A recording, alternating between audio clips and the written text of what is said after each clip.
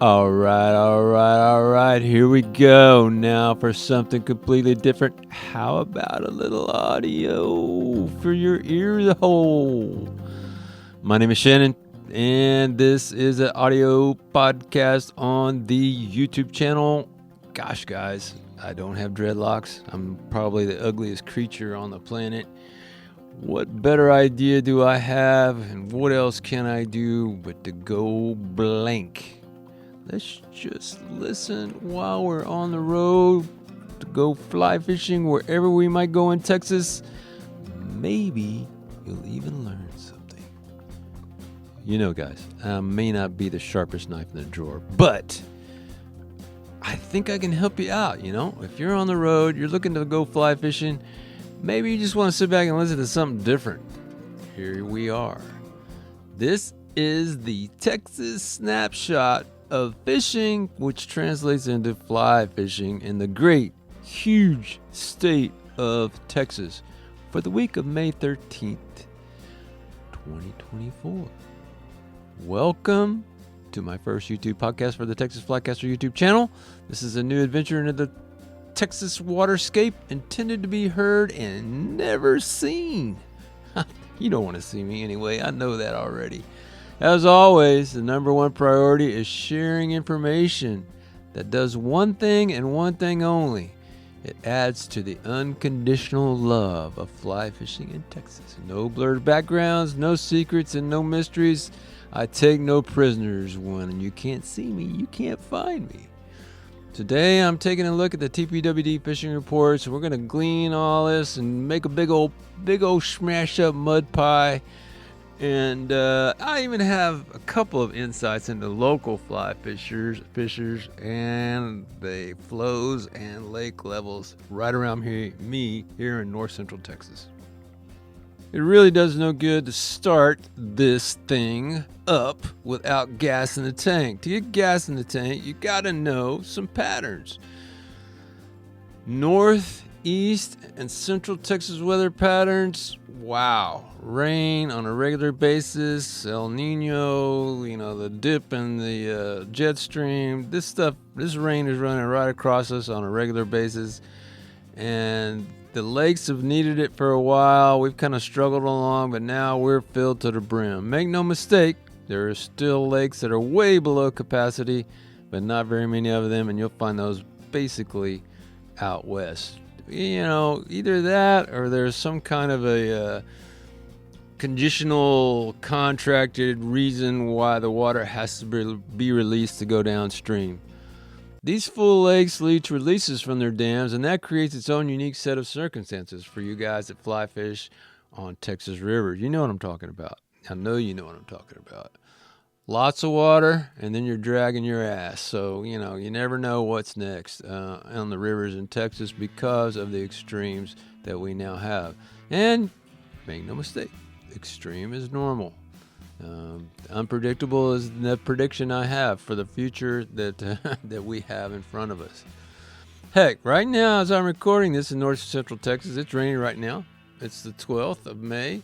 I've already had an inch of rain here at the house at Fish Camp North. And believe it or not, on the 12th of May, 4 inches for the month already.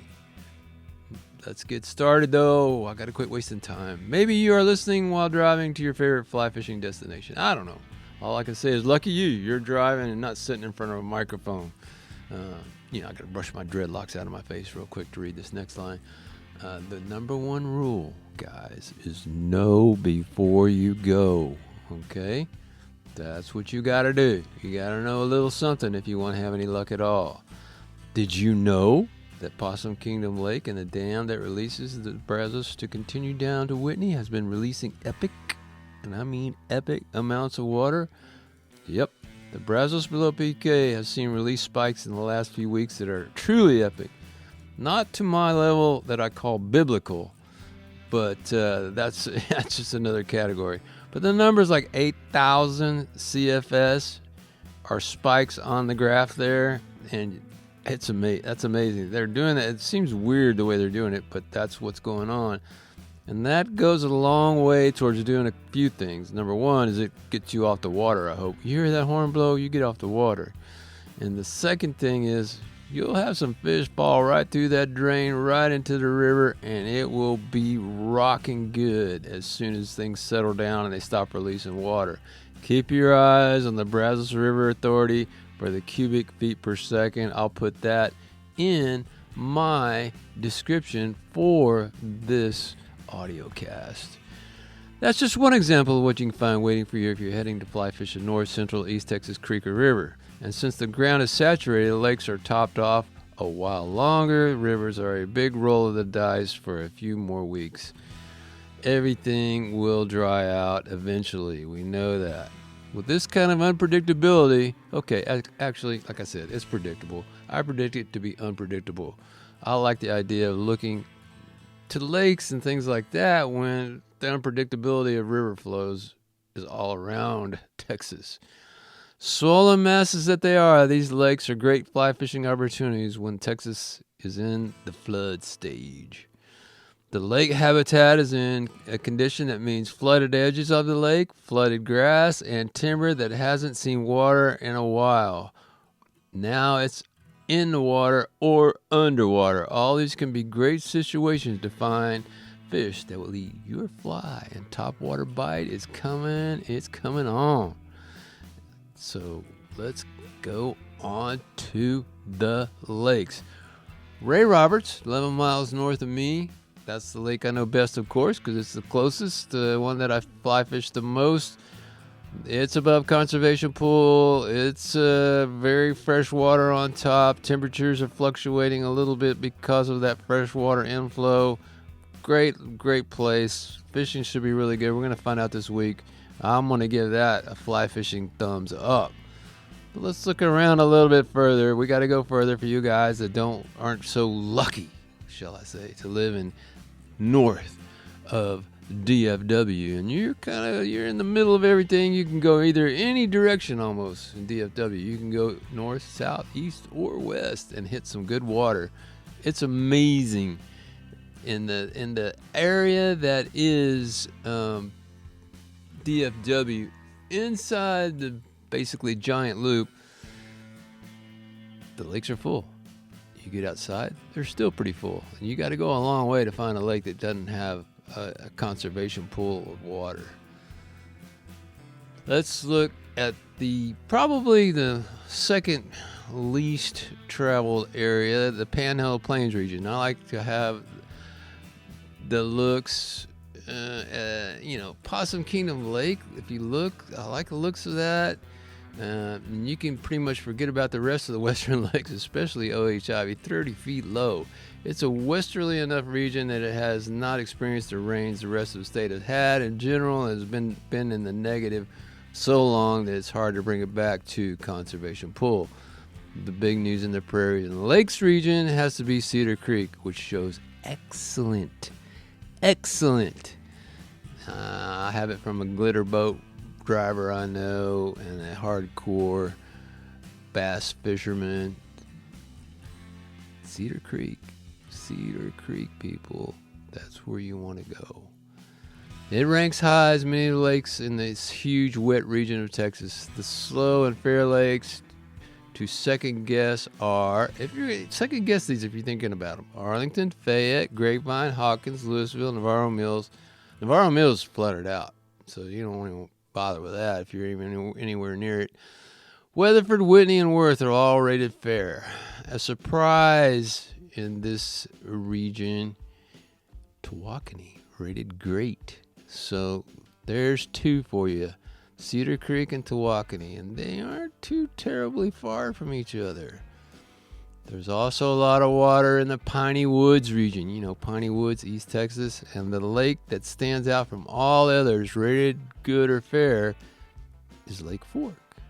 Yeah, the famous Lake Fork. I have it from multiple reliable sources that the Lake Fork is up for the spring and rocking good in every way. Stick a fly in the fork and see what you get. Lake Fork, Texas. God help you if you're going to the South Texas freshwater plains. The region is slow or good, with the famous Falcon Lake showing 40 4. That's a 4 and another 4 feet below pool. Take that for what it's worth. I know you can still fish it. I don't know. I'm guessing that it rated good. It's probably a level too high for that overestimated lake. Man, they're out there on the edge of the wild. So you go down there, Falcon, you have to have licenses for both U.S. and Mexico. It is a wild place. I haven't been there yet to fly fish, but let me tell you, when that lake has some more water in it, ooh-wee, you got to give that a go. The bulk of the best reporting lakes comes from the hill country, which surprises me quite a bit. Waco is rated great, even at 20 feet above pool level. That's above pool level, 20 feet. I don't understand that. I'd like to see that. I just have to see that. The lake levels are truly suffering in this part of the state because of the strains on the system. Travis is almost 50 feet low. Canyon, 22 feet low.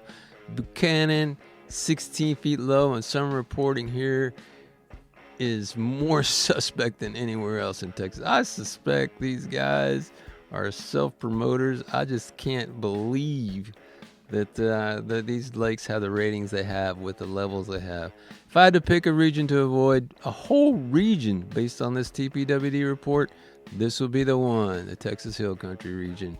Of course, if I'm in spitting range of Buchanan, I would have to give this one some consideration because of the excellent rating, and I would have to see if they would prove it right or prove it wrong. One more freshwater region to go. Big Bend, the place of desert willow. Amistad, 66 feet low. Yeah, that was a lake. Yeah, I guess it still is. I don't know how far you have to walk to get your boat in water, but anyway, Amistad, 66 feet low. And it still says the fishing is good there. Hard to imagine that. I don't believe it. So anyway, whatever. Somebody prove me wrong. Go ahead. Listen to this. Find this. Just prove me wrong. Now we get to the heart of the good times, baby. Let it roll. The Texas Gulf Coast. Fishing looks good all along Texas Gulf Coast. When I say good, that means good. When I say good, let me repeat. That means good. We always have to take into account the moon, the tides, the fronts. And that said, the fronts are done for the year pretty much. There won't be another cool front in May. No way. The ones that they won't have any effect. I mean, if it gets cool for a couple of days, whatever. If it rains for a couple of days, whatever. You always have the days after. The further south you go on the coast, the better your odds of catching fish on fly. The water is cleaner, and the winds are less of a problem in places like the lower Laguna Madre, baby, including South Padre Island and Port Mansfield and that area. The coast always abides. All right, guys, there you have it. I don't know how this is going to work out, but I thought I'd throw this out there, see if you guys take a bite of this. If I get you hooked, you let me know, and I'll do audio casts like I used to do the video cast for weekly fishing reports around Texas. You don't even have to read like I do. You can just sit there and listen. Thanks, guys. See you next time.